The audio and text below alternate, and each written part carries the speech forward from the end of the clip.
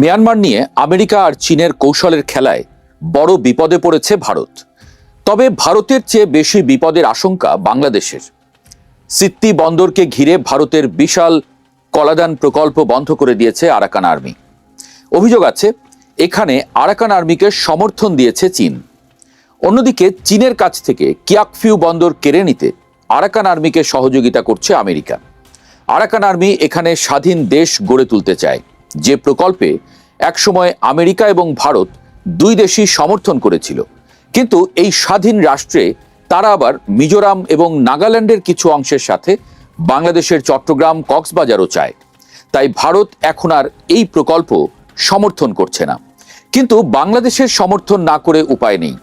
মনে থাকার কথা, মিয়ানমারের বিদ্রোহী গোষ্ঠীর জন্য বাংলাদেশের গার্মেন্টসেই পোশাক তৈরি হচ্ছিল। পুলিশের অভিযানে তা ধরাও পড়ে। এছাড়া মিয়ানমারের জন্য মানবিক করিডোর দেওয়ার উদ্যোগও নেওয়া হয়েছিল। সাবেক তত্ত্বাবধায়ক সরকারের স্বরাষ্ট্র উপদেষ্টা লেফটেন্যান্ট জেনারেল জাহাঙ্গীর আলম চৌধুরীও আরাকান আর্মির সাথে যোগাযোগের কথা বলেছিলেন। অর্থাৎ ডক্টর ইউনূস সরকারের সময় অফিসিয়ালি বা আনঅফিসিয়ালি বাংলাদেশের অবস্থান আরাকান আর্মির পক্ষেই ছিল। মার্কিন স্বার্থ দেখতে গিয়ে বাংলাদেশ নিজের নিরাপত্তাই ঝুঁকিপূর্ণ করে তুলেছিল। সেই ঝুঁকি এখনো কিন্তু কাটেনি। গত কয়েকদিনের ঘটনা থেকে এমনটাই ইঙ্গিত পাওয়া যায়। শুরুতেই যেমন বলেছি, মিয়ানমার নিয়ে আমেরিকা আর চীনের কৌশলের খেলায় বড় বিপদে ভারত। একদিকে মিয়ানমার, আরেকদিকে বাংলাদেশ, মাঝখানে ভারতের 7 সিস্টার্স। 7 বোনকে বাঁচাতে ভারতের হাতে একমাত্র উপায় মিয়ানমারের সিত্তি বন্দরে নিজের কার্যক্রম বাড়ানো। কিন্তু বন্দরের বাইরে পুরো রাখাইন স্টেট আরাকান আর্মির দখলে। তাদের শক্তি আর ভরসা আমেরিকা। একসময় ভারতও সহযোগিতা করেছে, কিন্তু ভারত একদিন যাদেরকে দুধ কলা দিয়ে পুষেছে, এখন তারাই ভারতের জন্য বড় বিপদ হয়ে এসেছে। তারা যে স্বাধীন রাষ্ট্র গড়ে তুলতে চায়, তাতে ভারতের মিজোরাম আর নাগাল্যান্ডের অংশও আছে। বিপদ থেকে উদ্ধারের একমাত্র উপায় হলো সিত্তি।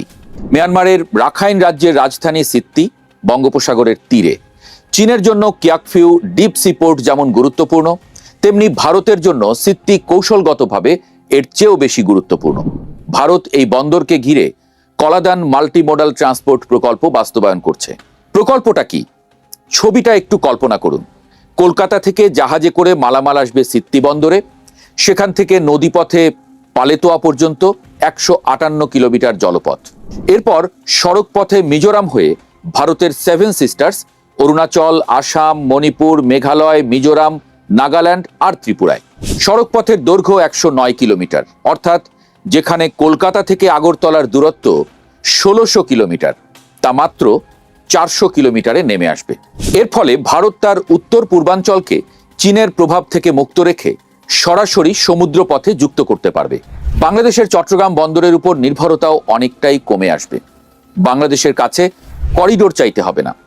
আর সবচেয়ে বড় কথা, চীনের বেল্ট অ্যান্ড রোড ইনিশিয়েটিভের ধারণার বিপরীতে নিজস্ব করিডোর সিস্টেম গড়ে তোলা যাবে। চীন যখন কিয়াকফিউ বন্দর দিয়ে মিয়ানমার থেকে কুনমিং পর্যন্ত তাদের পাইপলাইন আর সড়কপথ তৈরি করছে, তখন ভারত পাল্টা জবাব দিচ্ছে সিত্তি বন্দর দিয়ে। ভারত এই প্রকল্পে ইতোমধ্যে শত শত কোটি টাকা ঢেলেছে। 2023 সালের মে মাসে সিত্তি বন্দরের উদ্বোধন হয়। ভারতীয় জাহাজ এসে ভিড়ছে সিত্তিতে। এখন পর্যন্ত 253টিরও বেশি জাহাজ ভিড়েছে এই বন্দরে। মিজোরাম পর্যন্ত সড়কপথের কাজ চলছে। কিন্তু সম্প্রতি ভারতের জাহাজ মন্ত্রী শান্তনু ঠাকুর জানিয়েছেন, প্রকল্পের কাজ খুব ধীর গতিতে চলছে। প্রতিবেশী দেশের অভ্যন্তরীণ পরিস্থিতি স্বাভাবিক না হওয়া পর্যন্ত গতি বাড়ানো সম্ভব নয়। কেন গতি বাড়ছে না? উত্তরটা একটাই, আরাকান আর্মি।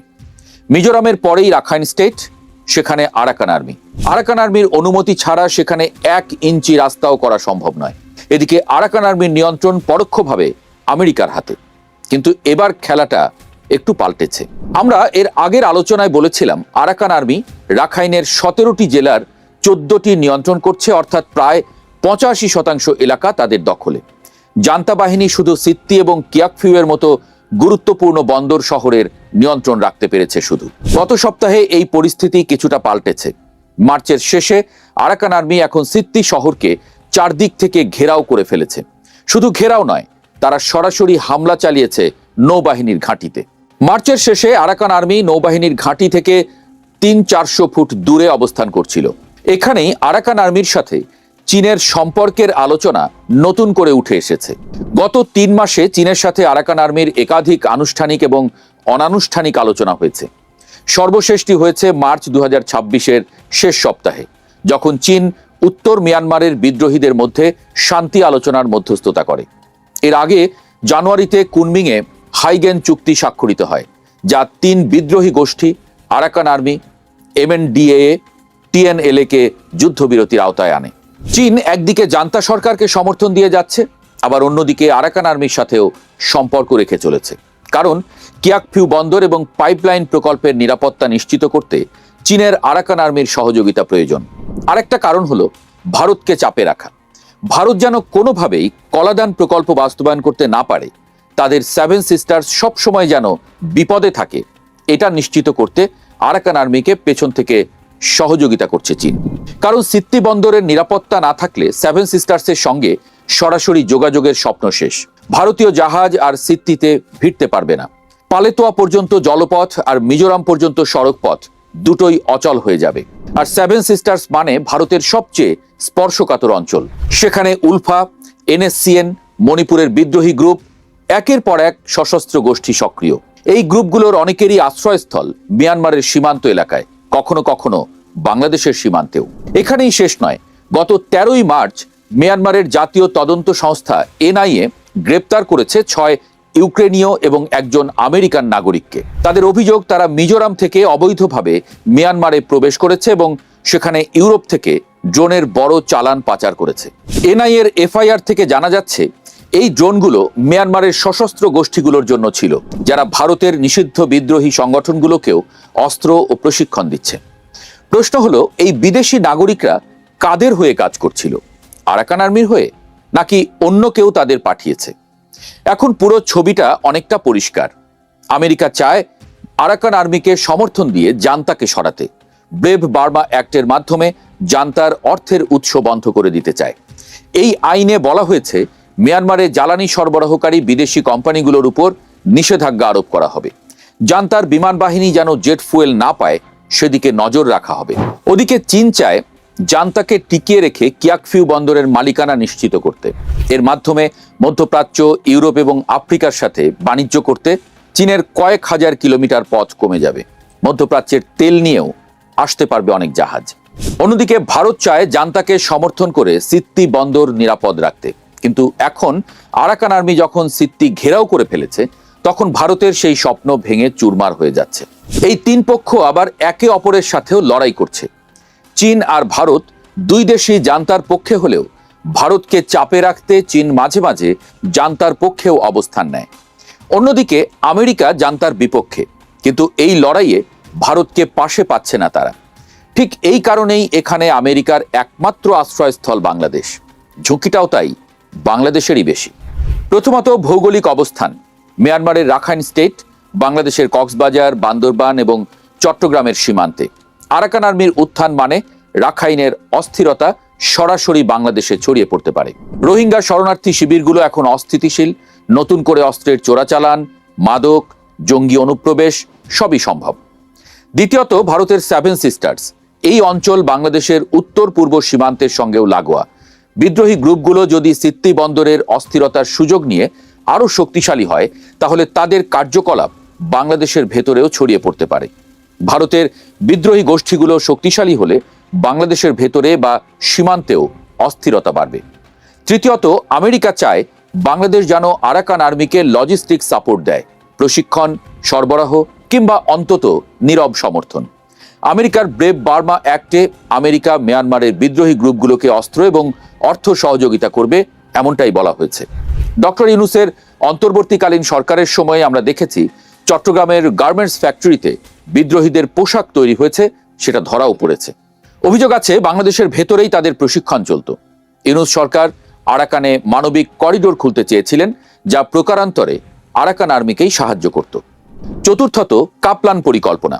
ব্রিটিশ শিক্ষাবিদ স্যার রেজিনাল্ড কাপলান 1940-এর দশকে প্রস্তাব করেছিলেন আসামের পাহাড়ি এলাকা নিয়ে একটি রাজ্য তৈরি করার, যার সমুদ্র বন্দর হবে চট্টগ্রাম।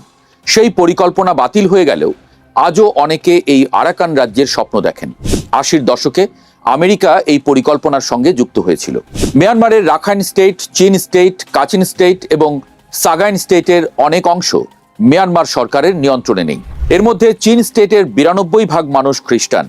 এখানেই খ্রিস্টান রাষ্ট্র করতে চেয়েছিল আমেরিকা। এই প্রকল্পে সে সময় ভারতও সমর্থন দিয়েছে। কিন্তু ভারত যখন দেখল এই পরিকল্পনায় ভারতের নাগাল্যান্ড, মিজোরামের কিছু অংশ আছে, তখন তারা এই পরিকল্পনা থেকে সরে যায়। কিন্তু বাংলাদেশের জন্য ঝুঁকি কিন্তু শেষ হয়ে যায়নি। শক্তিশালী মিয়ানমার সেনাবাহিনী যে আরাকান আর্মির সাথে পারছে না, বাংলাদেশ সেনাবাহিনী কি তাদের সঙ্গে পারবে? এ নিয়ে আমরা পরে একদিন আলোচনা করব। সিত্তি দখল নিতে আরাকান আর্মি সর্বশক্তি নিয়োগ করেছে।